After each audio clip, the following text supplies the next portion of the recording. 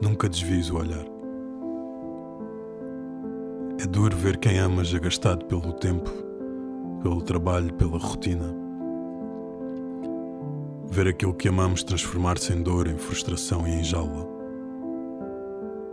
De repente parece que não existe memória do que fomos, do que sonhamos.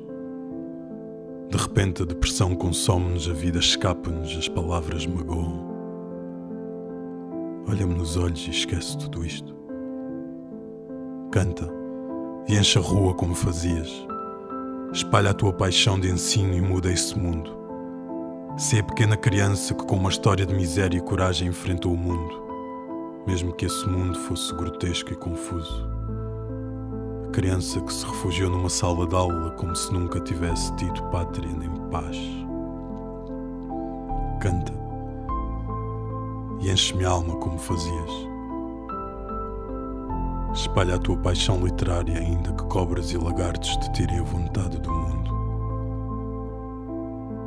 Sê a pequena criança que bebia de todas as histórias, pois elas lhe ensinaram coragem. O nosso olhar nunca deve mudar. Não o desvies de mim, por favor.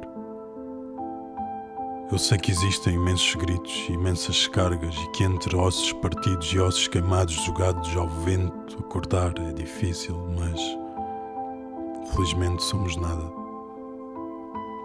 Somos almas e partículas e pó e uma amálgama de acasos completamente aleatórios. Logo, não existe injustiça ou desgraça que levemos daqui para um lugar melhor. Tudo o que temos é olhar. Olhar para quem nos olha. E por mais pedras que atirem, nunca desviar dessa sintonia íntima. Estou arrepiado, pá. Estou arrepiado. Muito bom. Muito bom. E de facto tu lembras-me o Bukowski, pá. Bom timbre. Bom timbre. Sei lá, já me chamaram Lula, já me chamaram... Lula! Yeah. Eu perguntaria então no que é que estavas inspirado neste poema. Eu sei que esta pergunta é inovadora. Sim, eu provavelmente vou dar uma resposta inovadora também. Pronto, lá está, nessa perspectiva do projeto. E este até acabou por ser um poema atípico, porque foi de uma conversa com alguém mais próximo, que neste caso foi a minha mãe, que até podia nem revelar, mas acho que também não tem problema. E que diferenças é que isso coloca? Coloca a diferença, que se calhar até não é tão interessante naquela perspectiva que o Fábio focou muito, do tal despreendimento, porque é mais fácil desprender-me tendo uma conversa com um desconhecido e olhando para essa conversa, e então, do que ser com a tua própria mãe, não é? Então sinto que este poema, um pouco em contraste com os outros, obviamente carrega uma conversa mais longa. Carrega uma conversa que não poderei dizer que foi uma conversa de 3 horas no dia X. Então ele carrega uma conversa de uma vida inteira. E foi baseado numa conversa que tinha tido com ela na noite anterior e que depois, num diálogo comigo próprio, eu tentei manter-me fiel a coisas que não disse, ou coisas que ela não disse, ou imaginar o que ela disse, ou pegar em pequenas imagens, em pequenas características que nos outros poemas possivelmente são mais caóticas e mais visíveis, e que neste acaba se calhar por ser um pouco mais linear em relação aos outros, porque tem uma imagem mais polida, um arquétipo mais consistente. Epá, eu gosto de várias partes deste poema e nós já falámos de alguns sobre a importância do olhar na quarentena, mas eu acho que há uma parte que é: mas felizmente somos nada, somos almas e partículas em pó e uma amálgama. Este verso faz muito pensar no BoJack. Não sei se alguma vez visto o BoJack. Acho que sim, não me lembro. Vale a pena. Eu vou tentar não fazer spoilers, mas há uma cena muito boa num planetário do BoJack e que eles estão realmente a ouvir o discurso do planetário sobre as estrelas e ele fica feliz a dizer: vê, Sherilyn, nós não somos nada, portanto não há nada com que nos preocupar. Nós não somos mais que pó. Eu não vou estragar a cena porque é uma cena lindíssima, lindíssima. Mas é engraçado que, em termos de poesia, eu acho que se isto fosse expresso de outra forma, isto era extremamente aterrador. Saber que não somos nada. E realmente ver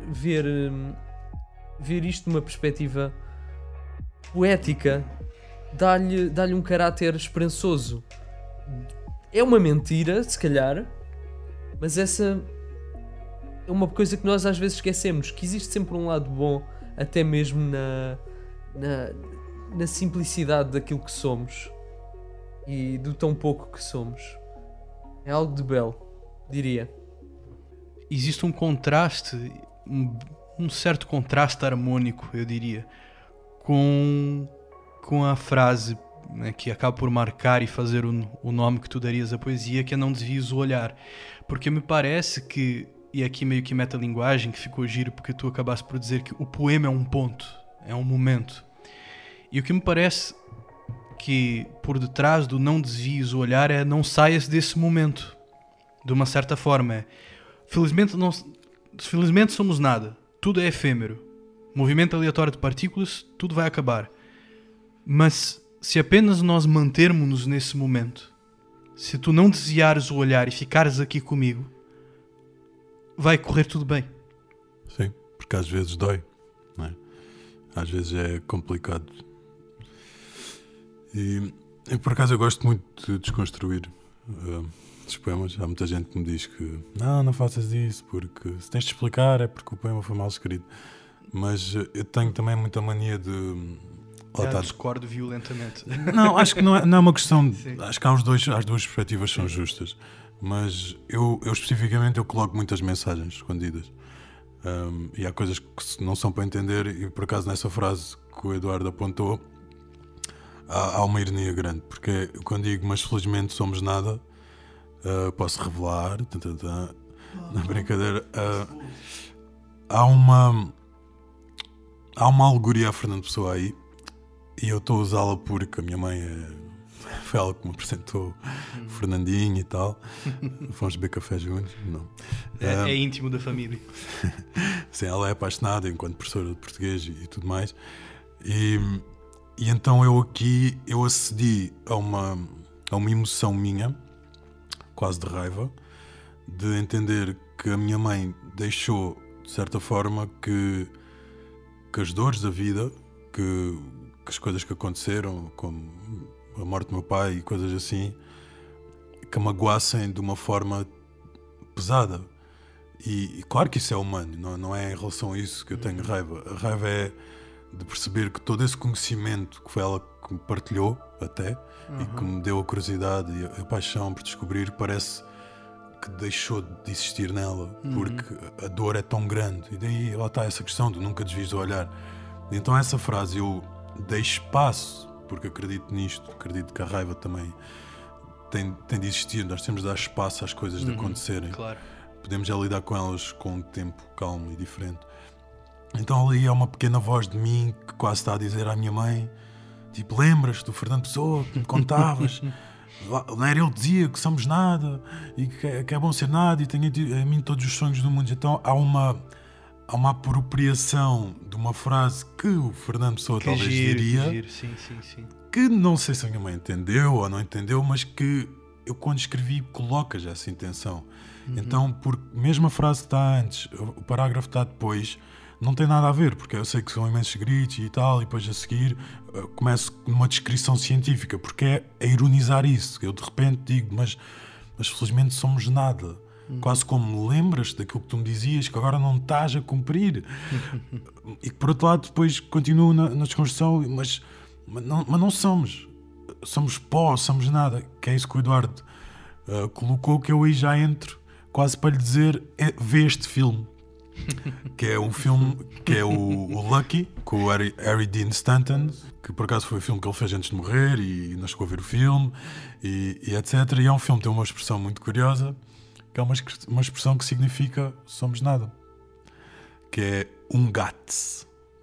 Gats, estou a aprender muita coisa hoje. Que eu por acaso não sei, eu lembro de já ter procurado, eu não sei especificamente se isso é de uma língua ou algo específico, ou se é uma expressão que foi criada, entre aspas, para a personagem do filme. Mas ele dizia gats. Ele dizia isso, é tipo gats, é tipo, não és nada, não somos nada. Era uma personagem revoltada. E esse filme é um filme que fala muito sobre isso, sobre a procura da paz de um ateísta perante a morte. Alguém que se apercebe que de repente, se calhar o seu tempo acabou e que foi ateísta a vida toda e que de repente peraí, tenho de comprar um bilhete qualquer, tenho de perceber para onde é que isto vai, porque nunca pensei nisto. E então estou a jogar essas coisas todas, percebes? O felizmente somos nada, invocar o Fernando Pessoa, e de repente vem.